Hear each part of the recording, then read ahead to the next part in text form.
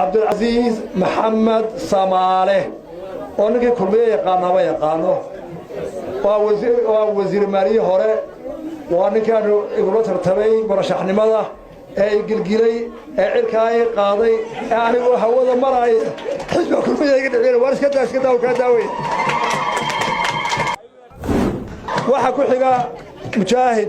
استغنى السلاح قبيل ترى تموين له أو تمدار تمهجر له وما عيسى الله هذا على جوري وإذا يرى كصاحبهم فيسبوك مركب وحلا يابي وأذا وين وبدار له أو عرّله حضرنا يرى كل عرتما فيسبوك ده تاسو داري وأنا متأسف قوي هذا البازي halkan waxa ku jira wasiir qabiyo tire oo nin timo dheer oo timo xoog leh oo jilicsan waa wasiirka qorshaynta waa dagaalyahan qabo waa dagaalyahan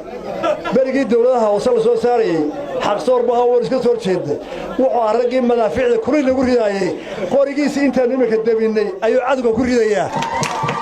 isagoo macruuf dareen galaal marka la dhaho waa wada abwaan waa wada wadariin waan ingiriis kale hadaan mikrofoonka dhulay la caawa gabayay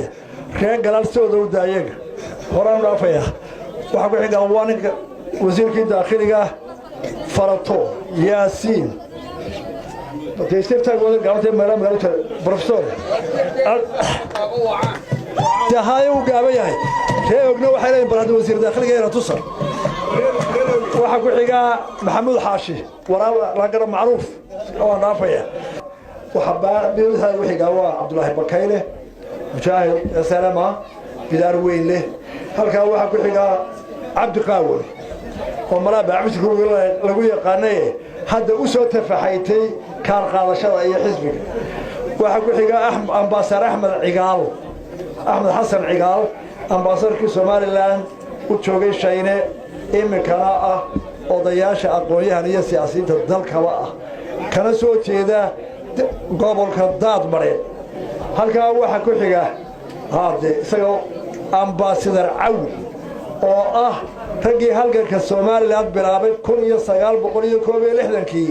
inqilaabkii Xasan Kaydee la soo dhiciyay ragii ku jiray maanta dhowrka qof ee ka noola wasiirka maaliyadda horena ah qoraaga weyn ee buugaagta caalamka akhriya Soomaaliland qora ambassador Cawi ilaahay cimrigiisa leeyahay caafimaad naasiyo